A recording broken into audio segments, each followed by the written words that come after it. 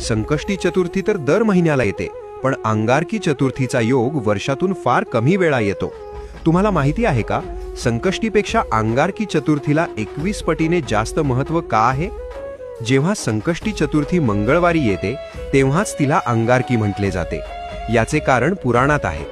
अंगारक म्हणजेच मंगळ ग्रह. अंगारकाने गणपतीची हजारो वर्षे कडक तपश्चर्या केली होती. त्याच्या भक्तीने प्रसन्न होऊन बाप्पाने त्याला वरदान दिले, आजपासून जो वार तुझा आहे म्हणजेच मंगळवार, त्या दिवशी जर चतुर्थी आली तर ती तुझ्या नावाने म्हणजेच अंगारकी म्हणून ओळखली जाईल. या दिवसाचे महत्त्व खूप मोठे आहे. शास्त्र सांगते की वर्षभर येणाऱ्या सर्ण संकष्टी केल्यावर जे पुण्य मिळते ते पुण्य फक्त एक अंगारकी केल्याने मिळते. ज्यांच्या पत्रिकेत मंगळ दोष आहे किंवा ज्यांना कर्जातून मुक्ती हवी आहे त्यांच्यासाठी हा दिवस सुवर्ण संधी असतो. तुमच्या आयुष्यातील सर्व विघ्न दूर होवोत आणि बाप्पाची कृपादृष्टी सदैव तुमच्यावर राहो हीच प्रार्थना.